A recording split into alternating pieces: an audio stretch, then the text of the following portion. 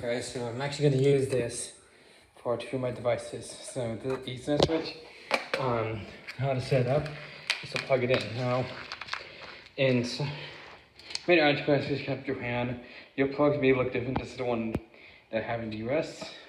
Yours might be a European one, yours might be a UK one, or Australian one, or like Italian style. So Japan uses the same plugs, by the way. So all you have to do is first plug this into the power outlet.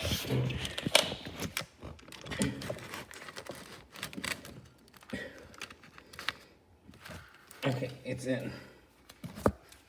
Then you take this cable, plugged into the back. This is the switch. This one here, not the Kensington lock. So, see right there, and plug it back in there.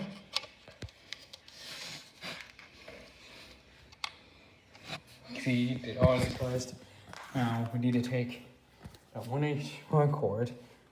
This is also good if you have this one of these ports as well. So you can see that is receiving the network. Now I'm gonna grab one of the cables and plug it into here. So this one here is actually going to go to the Xbox. So I'm gonna go ahead and plug it into the back of the console.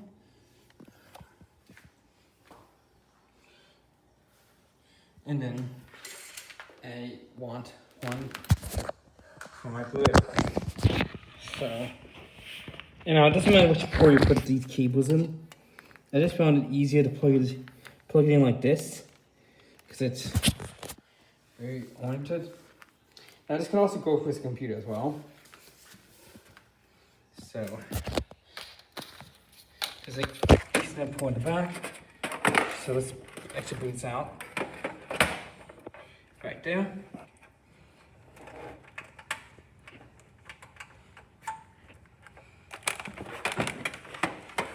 This is what I can get in, and that's for software updates if it ever needs so. Now, I do have a brand new one that's not even used yet, but yes, and this makes it handy. Router, or router as you call it in the UK, it only has that many ports, like Brown's other ports. This Ethernet switch could save the day. Plus, since I only plugged in two devices, this was in the in. I have two more ports for Ethernet as well. And to show you that this works.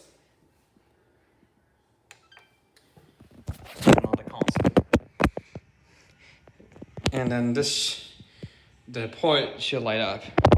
So boot up. See right there. It might not detect it immediately, but if you look carefully now, the light on this port is actually really dim. We could barely see it. It is flashing. I don't know why it came dim, whereas the one on the input is bright. I just think it's a manufacturing defect, but it's just so subtle that I don't notice it. So yeah, and this will work with the Blu-ray player as well. You can see my account on there. So let's turn it off.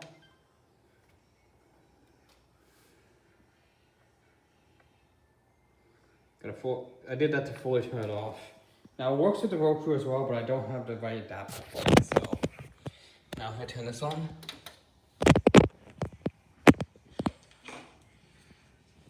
Oh wait, I don't think it's plugged in all the way. Try again. And with this here, it works on any devices that use an Ethernet for like the Ethernet port. Some require adapters like the Nintendo Switch dock, the older one, not the OLED one. load up.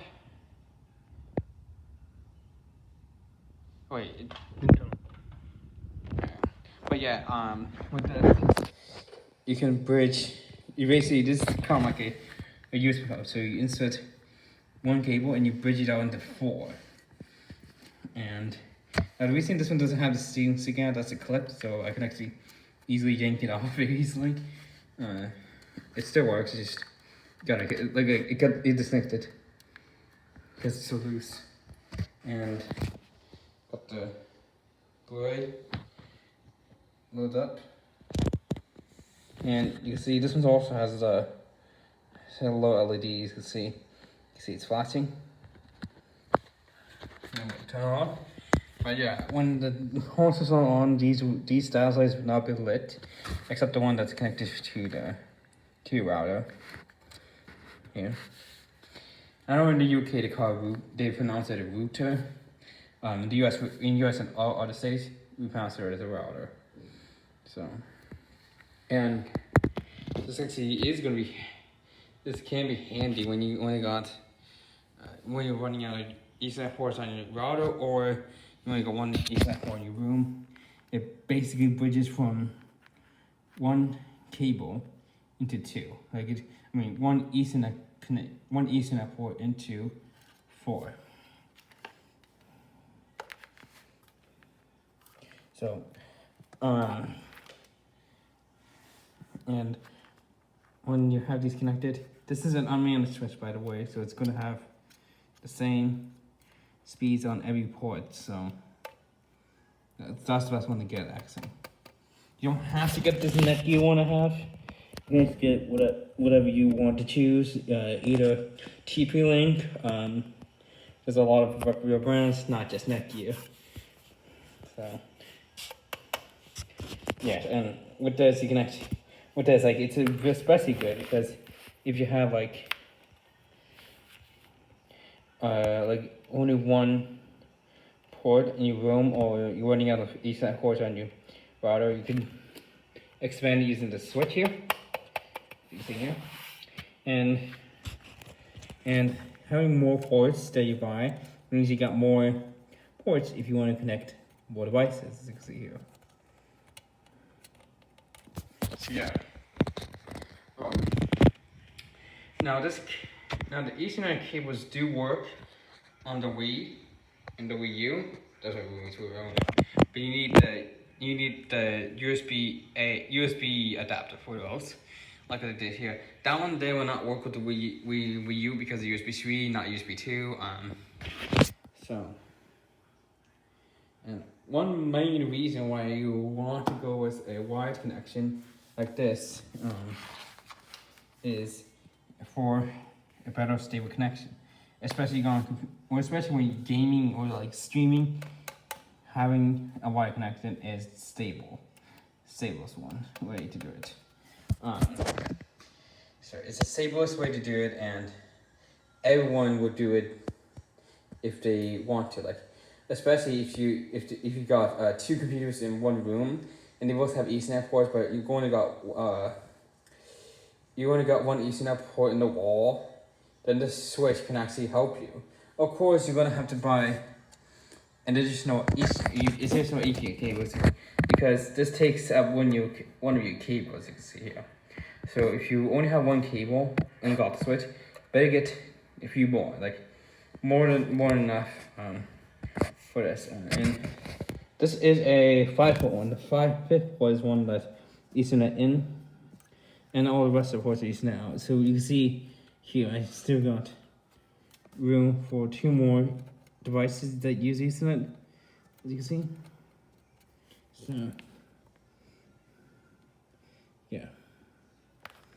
So you got really good expandability with this type of switch. And one thing is since it doesn't take much power from the wall, it's perfect because this thing takes 5 volts at 0.7 amps, which is the same as 700 milliamps. So these do not take a lot of power. So, and since they don't take a lot of power, it means that you don't have to worry about this sucking a lot of your energy. So, and this is perfect for like if you want to do 2 devices, not just like 2 devices on one cable. Like what I showed you there, the Bluetooth and the Xbox console. Yeah, and you're fine with movie 1 like this. But if you only are connecting one device, it doesn't make sense with the switch. But if you're connecting a few more devices, then it is useful. So you can connect up more devices to it as you so please. And when you add more devices to this Ethernet port, if you have a 5-port like mine, you might run out if you use these 2 ports. But if you got a 7-port one or an 8-port one, then you got more expandability, as you can see here.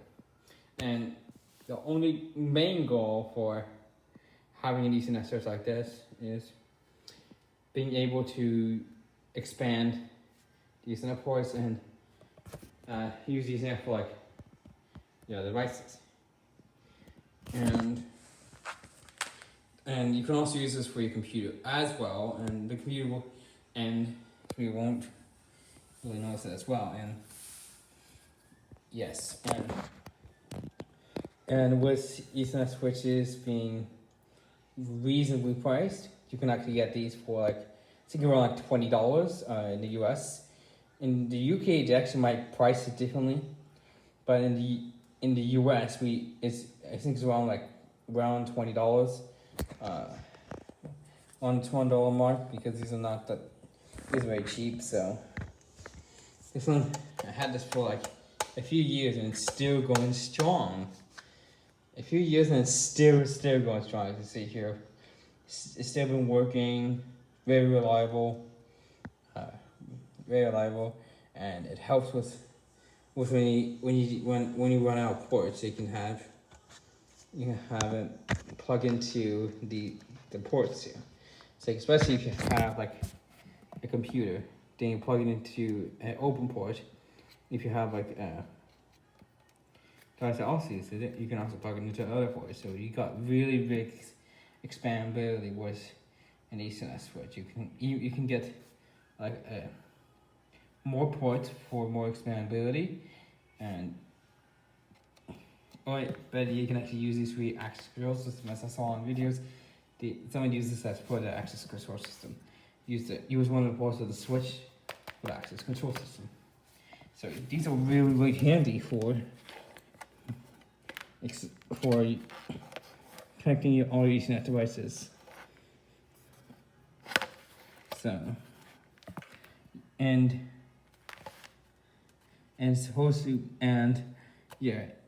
please note, if you don't have this connected to the router, then you don't get enough from the switch anyways. You actually have to plug in this here on your router to put internet into the switch and then branch it onto 4. You can get more ports if you wanted to.